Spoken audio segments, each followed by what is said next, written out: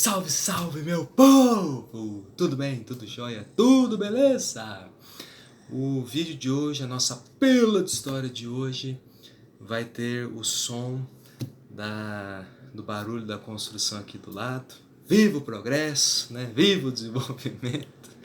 Mas vamos falar sobre história, que é maravilhoso, aquilo que faz encher os nossos corações de alegria, os nossos olhos brilharem. Na verdade, a pílula de história que eu queria gravar vai ser ainda, né, eu vou gravar, sobre a viagem que o então governador da Guanabara, o Carlos Lacerda, fez à Europa, meses depois do golpe de 64. Porque naquela época, quando os militares tomaram o poder, quando os militares depuseram, né, o João Goulart da presidência, eles tentaram, né, falar, né, espalhar a notícia de que não foi um golpe, mas sim uma revolução. Tanto é que os líderes, né, do movimento falavam em revolução, movimento revolucionário, revolução democrática brasileira. Né, em vários documentos do período a gente nota isso. Né, as pessoas que apoiaram o golpe, né, que estavam junto, né, com os militares, diziam que o que aconteceu no Brasil foi uma revolução. Tanto é que no preâmbulo, né, no texto inicial do primeiro ato institucional, diz justamente isso. O que aconteceu no Brasil foi uma revolução. Só que lá na Europa, o que se dizia era totalmente o oposto. O que se dizia era que no Brasil teve um golpe, que começava uma ditadura, né, uma ditadura militar. Então Lacerda ele faz essa viagem, né, à Europa para explicar o que aconteceu no Brasil, né, para desfazer, né, na visão, né, dele, dos novos governantes, né, alguns desentendimentos que estavam sendo divulgados, principalmente pela imprensa da imprensa europeia. Né? Inclusive, então, na pílula de história eu vou aprofundar mais sobre essa viagem. E o Lacerda esteve, né, na França, em vários outros países da Europa, e ele também esteve em Portugal, né, em 1964. E ontem à noite eu estava procurando algumas imagens, algumas fotos dele nesse tour, né, na Europa, em 1964, até para ilustrar aqui no IGTV, no meu canal do YouTube. Agora que eu estou aprendendo, né, a colocar a capa, né, no IGTV e nos vídeos lá no YouTube, aos poucos eu estou aprendendo ainda a fazer edição, deixar a coisa bem bonitinha, né? Calma que chegaremos lá. E eu estava procurando algumas fotos, né, do Lacerda nessa viagem, e eu achei, por acaso, um site que nem do Brasil, é um site de Portugal, que eu vi lá uma foto do Lacerda, né, ele olhando para a câmera, sério, né, aqueles óculos grossos que ele tinha. E eu pensei, bom, deixa eu ver o que tem nesse site, né, que eu nunca tinha visto aquela foto. Né? Entrei, na hora que eu fui ver, era um site de uma emissora portuguesa que se chama RTP, que eu não conhecia. E eu vi assim, mensagem do governador Carlos Lacerda aos portugueses na véspera da sua visita a Portugal, em 1964. Eu pensei, deve ser só um trecho, né, de um vídeo, porque infelizmente nessa época, né, em 1964, na década de 60, 70, muitos vídeos se perderam, né, por conta da falta, né, de conservação, ou porque foram destruídos, se perderam, ou foram gravados ao vivo e foram feitos ao vivo e não teve né, um cuidado, né, em se gravar esses vídeos e tal.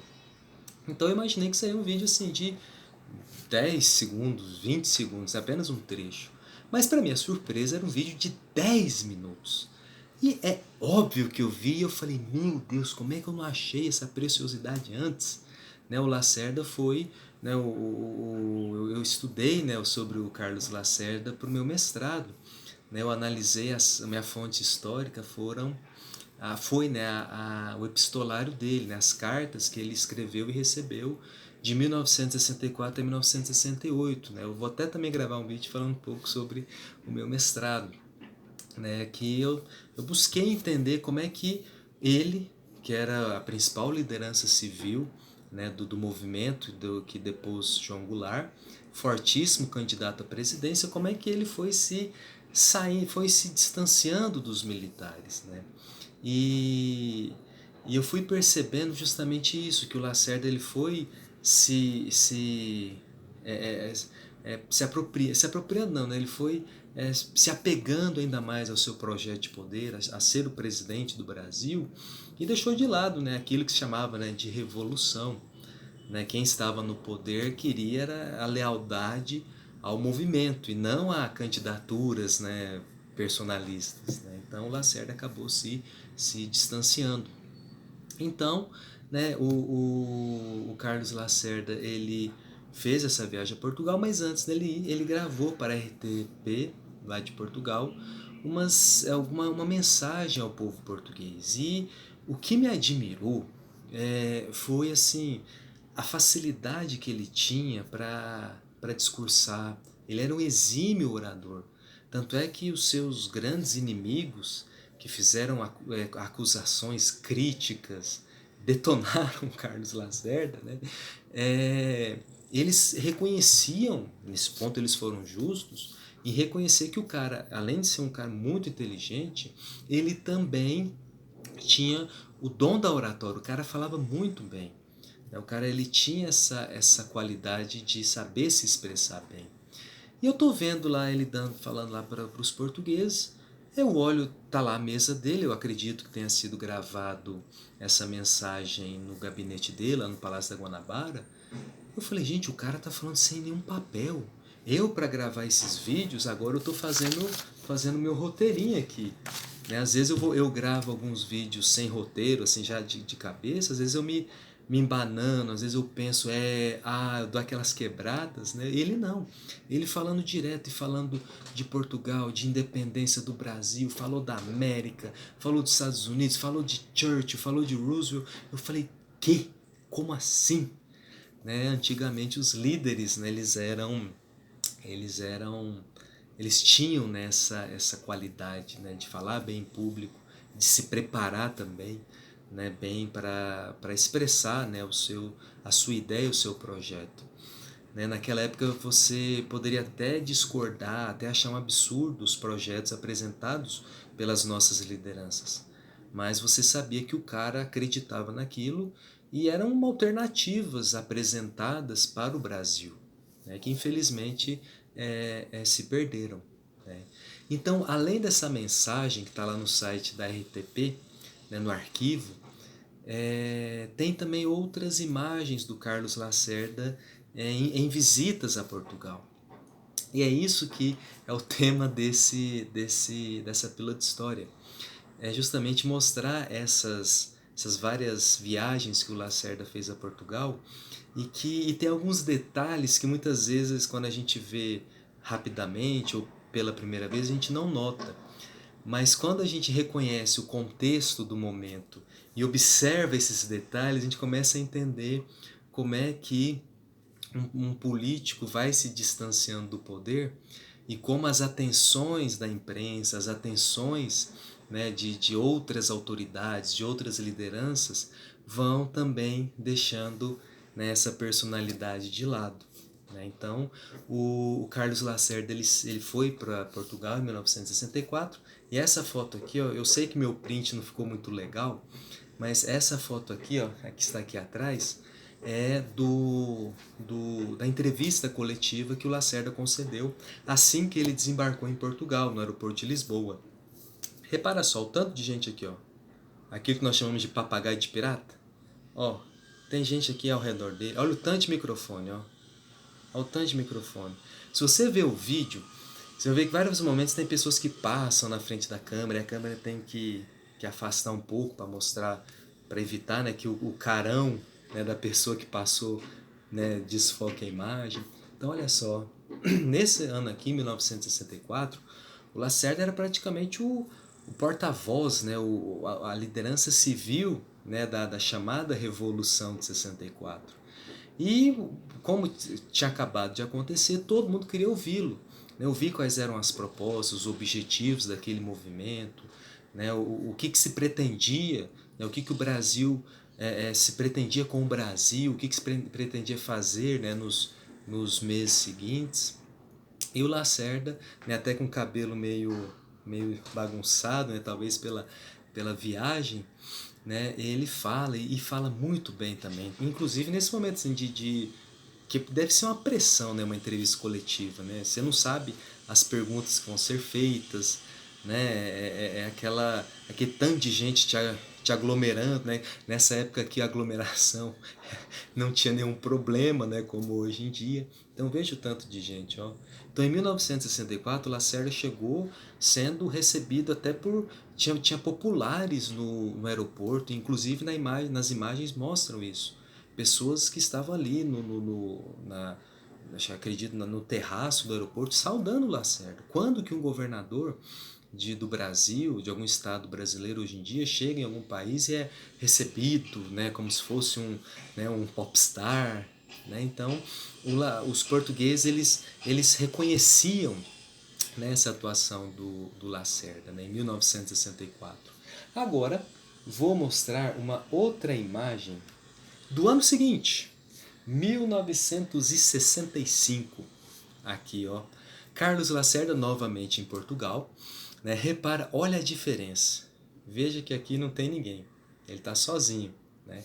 E ó, apenas um microfone, que é o da RTP.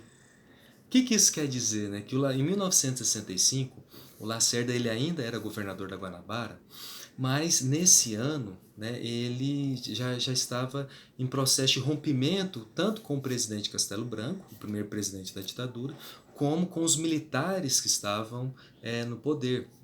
Além disso, a UDN, que era o partido do Lacerda, também já tinha deixado ele de escanteio, porque os udenistas queriam apoiar o governo Castelo Branco, enquanto que o Lacerda queria que ele fosse o candidato udenista às eleições de 1965. E naquele ano não teve eleição, teve a prorrogação do mandato do Castelo Branco e a candidatura do Lacerda à presidência naufragou. Então, nesse momento aqui, o Lacerda já estava se afastando do poder. O Lacerda já estava ficando fora, né, do círculo, né, de decisão, né, do governo militar. Então veja, não tem ninguém atrás aqui, ó. Ó, poucos microfones a ouvi-lo.